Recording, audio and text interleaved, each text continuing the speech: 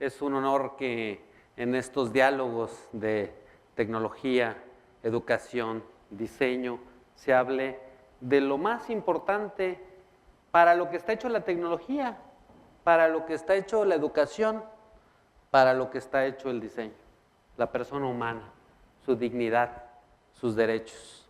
Vale mucho la pena que profundicemos el sentido que tiene lo que es la persona humana, lo que es su dignidad, en estos diálogos que hablan sobre el futuro. Bienvenidos, pues, los ciudadanos del futuro al conocimiento de los derechos humanos como una base fundamental para poderse desarrollar. No hay desarrollo sin el respeto verdadero a los derechos de todas las personas.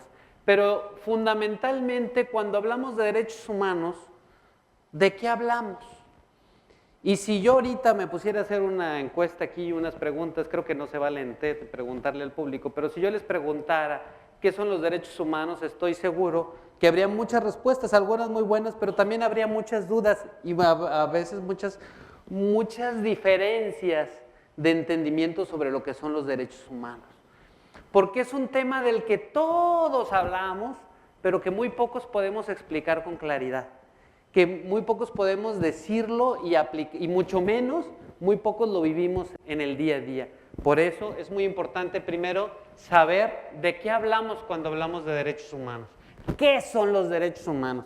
Se los voy a decir de la manera más sencilla posible, porque es algo sencillo, en realidad, que lo hemos complicado a veces con las teorías. Por eso yo pedí, en vez de presentarme como experto, preséntame como defensor, porque lo que yo quiero es transmitir lo que es la defensa de los derechos humanos. Y los derechos humanos son aquellos, muy sencillo, que tenemos por el hecho de ser humanos.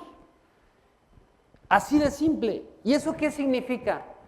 Que si eres humano, persona, tienes derechos, ¿ok?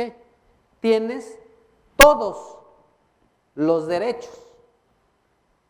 Es decir, ¿qué significa que todas las personas tenemos todos los derechos? Que en el tema de los derechos no hay distinción de sexo, mujer u hombre. No hay diferencia. En derechos no hay ninguna. Edad, jóvenes, adultos mayores, adultos jóvenes, ¿cómo dicen ahora? Adultos rucos, adultos jóvenes, todos tenemos derechos completos, plenos, íntegros. Nacionalidad, para nosotros puede decir, bueno, claro, los mexicanos tenemos todos los mismos derechos que los americanos, que los gringos. Sí, pero también lo podemos ver, y los guatemaltecos y los hondureños que vienen aquí, pasan por México, tienen los mismos derechos que nosotros, ¿eh? Igualdad, origen, ¿no? Creencias, no debe haber distinción de creencias, de derechos por las creencias, por la orientación sexual. Todas las personas tienen todos los derechos. Y ahorita voy a detallar un poco este tema en específico. Cualquier otra característica no nos debe distinguir. Esos son los derechos humanos. El respeto a todos los derechos de todas las personas en todas las condiciones. Suena sencillo.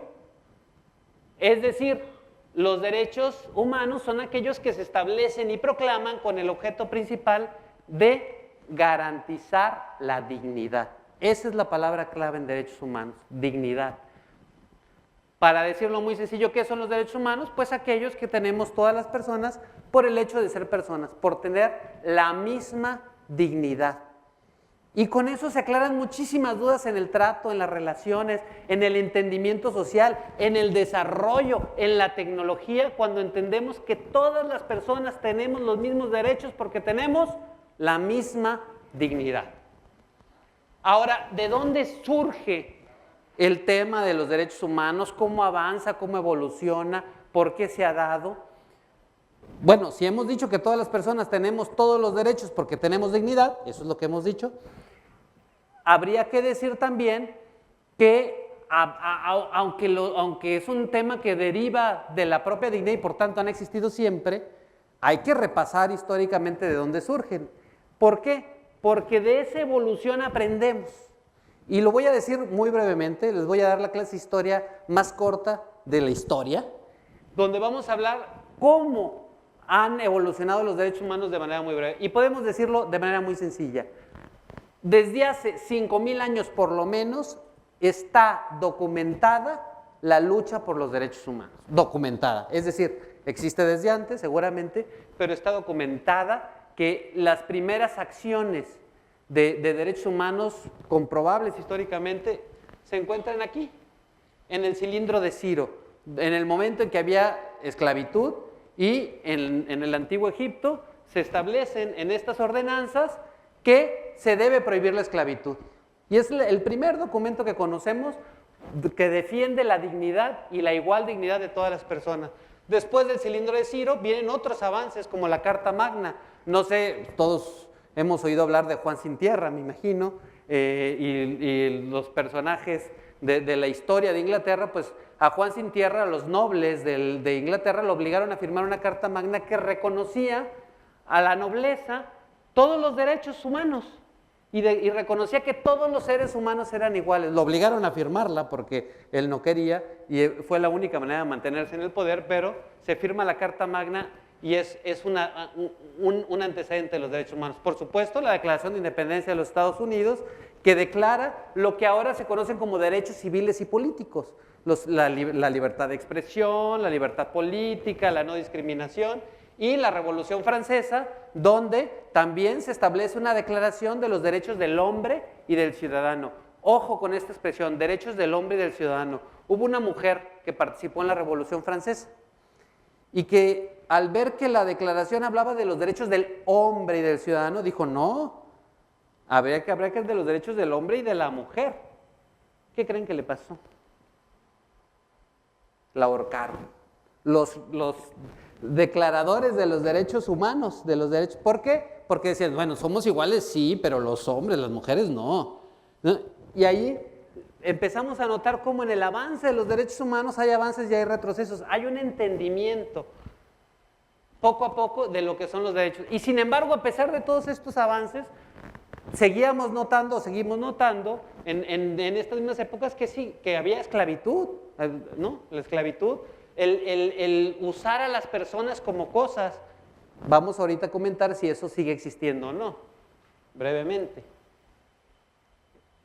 También muertes continuas, guerras, campos de concentración, ¿no? donde a la gente la asesinaban y la torturaban y la maltrataban por pertenecer a un grupo étnico o tener una religión o por tener una orientación sexual determinada.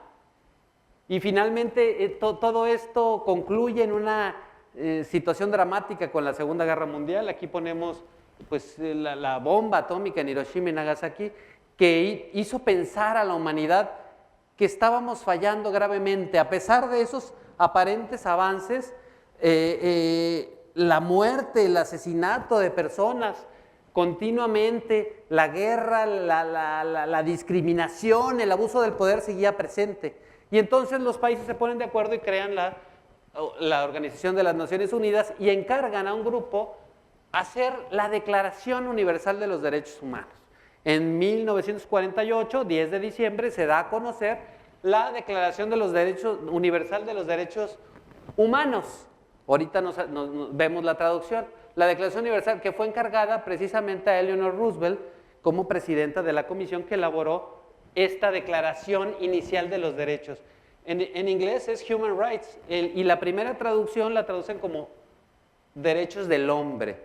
Otra vez con una omisión grave al tema de la igualdad entre hombres y mujeres. El inicio de las declaraciones de los derechos humanos tienen un origen misógino, un origen donde no se respeta la igualdad de los derechos de las mujeres. Ese es un avance muy posterior. Y efectivamente se publica una declaración que contiene fundamentalmente 30 derechos, ¿como cuáles? La igualdad de todas las personas, la no discriminación, la libertad, el que nadie puede ser esclavo, el que no se puede torturar, el reconocimiento de igualdad ante la ley, la libertad de expresión, la libertad de creencias, y se declaran en 30 artículos que están ahí en la Declaración Universal y que luego pasan a formar parte de textos legales de todo el mundo, y a partir de ahí se vuelven documentos. Este es un documento no vinculante, o sea, no obliga, pero genera una obligación a partir de otros documentos que firman los países a través de los pactos. Y entonces ya tenemos una Declaración Universal de Derechos Humanos, tenemos pactos de derechos humanos, obligaciones de los estados. ¿Y qué es lo que está pasando? Ya hay un respeto a los derechos humanos, ya hay igualdad, ya vivimos conforme a nuestra dignidad. Y nos encontramos que no estamos realmente libres de esclavitud, no estamos libres todavía del machismo. A nuestro alrededor todavía no existe un ambiente pleno de libertad donde cada quien pueda actuar y sentirse libre para actuar y para ser quien es y desarrollar toda su potencialidad con absoluta libertad y con absoluta, digamos, facilidad. Antes la discriminación la veíamos así, ¿no? Donde podían tomar agua ahora decimos afrodescendientes, y allá otra para los blancos. Aquí, ¿no?, los bebederos de manera distinta, solo dice, ¿no?, para personas de color, dice, ¿no?, en la traducción literal de la discriminación. También antes, aquí en México, ayer se cumplieron 46 años de esto, de el ejército atacando estudiantes que se manifestaban libremente en la ciudad para pedir y exigir derechos o exigir una serie de condiciones. Así se violaban los derechos humanos antes, ¿no? Los derechos, las mujeres no podían votar, no eran consideradas ciudadanas. Decían, incluso grandes pensadores decían que la mujer era claramente inferior al hombre. Y ahora ya hemos cambiado. Ya no hay violaciones a los derechos humanos, pues te encuentras que hay explotación. Esto es esclavitud. El trabajo obligado en los que muchos niños, muchísimos niños en nuestro país y en el mundo entero se desarrollan. La manifestación de las ideas sigue siendo un problema para los gobiernos. En México hemos encontrado muchas veces la criminalización de quienes se manifiestan libremente, ¿no? Y la persecución también de quienes manifiestan libremente sus ideas y se expresan con toda claridad. La discriminación y la violencia hacia las mujeres en México ha aumentado con el desarrollo y la capacitación y el ingreso de las mujeres al trabajo y el desarrollo. El machismo y el abuso y la violencia del hombre hacia la mujer ha aumentado en muchas ocasiones, y es uno de los grandes problemas. Y todas esas son violaciones de derechos humanos: la pobreza, la miseria, gente que vive en situaciones de absoluta indignidad. Ay, se me está acabando el tiempo y todavía me falta. ¿Cómo serán los derechos humanos en los ciudadanos del futuro? Decimos, hoy tenemos más libertad, sí. ¿Ha habido evolución de los derechos? Estamos viendo que sí. Fíjense ustedes, esto se ve en la Ciudad de México, tribus urbanas que se manifiestan, que se desarrollan con absoluta libertad en principio. Eso son cosas buenas. Vemos manifestaciones de distintas creencias religiosas, convivimos de una mejor manera, sí. Tenemos también, especialmente en ciudades como la Ciudad de México, pero en muchos lugares del mundo, un mayor desarrollo de las libertades, de la libertad sexual.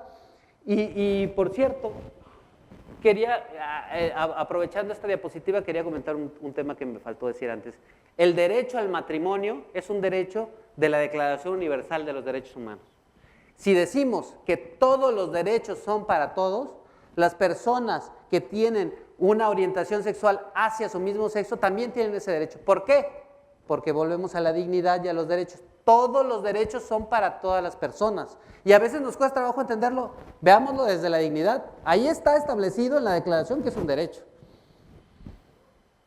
Tenemos un presidente, como decían los bebederos, de color, un presidente afrodescendiente del país más poderoso del mundo. El hombre más poderoso del mundo es hoy una persona de origen afrodescendiente.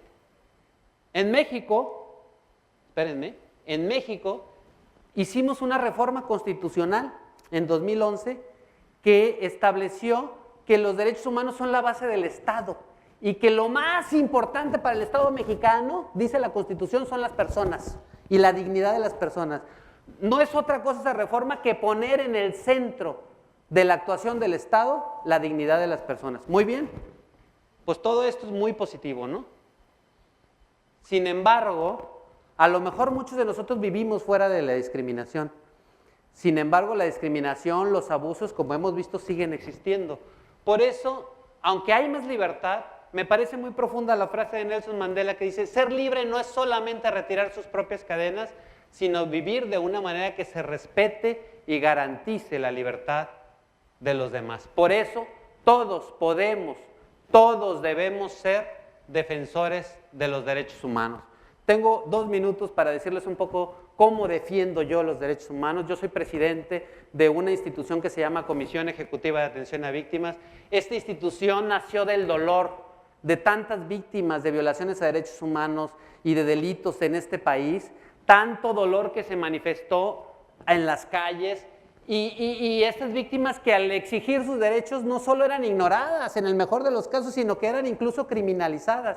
Surge esta institución para defender sus derechos. Me tocó a mí, por elección de mis compañeros comisionados, presidirla, y estamos ahí para acompañarlas, para garantizarles que se ejerciten sus derechos, que los ejerciten plenamente, que se sientan acompañadas, y que ser víctima de un delito o ser víctima de violaciones a derechos humanos implica que tienes un montón de derechos que derivan de esa omisión del Estado por protegerte y por atenderte, y que no es un beneficio del Estado concederte el derecho a la atención, sino una obligación de las autoridades, incluso repararte por esa situación de inseguridad en la que nos han puesto a muchas veces a los ciudadanos. El Estado históricamente ha sido omiso frente a las víctimas, y hoy tenemos la garantía, el derecho de repararlas. Para eso estamos, para atender a aquellas víctimas que han sido abandonadas, aquellas que no tienen voz para gritar su dolor.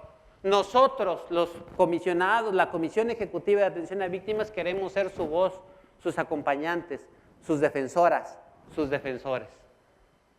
Y por último, les digo a ustedes, me quedan 26 segundos para decirles a ustedes preguntémonos, ¿qué estamos haciendo nosotros por los derechos humanos? ¿Qué hace cada uno de nosotros en su ambiente? Porque si no se respetan los derechos humanos en el ambiente más íntimo, más personal, si los derechos humanos no se viven en la casa, si los derechos humanos no se viven en el hogar, no se viven en la escuela, no se viven en el trabajo, con las personas más cercanas, con tus hijos, con los padres, no hay manera de respetarlos ni de vivirlos. Muchas gracias.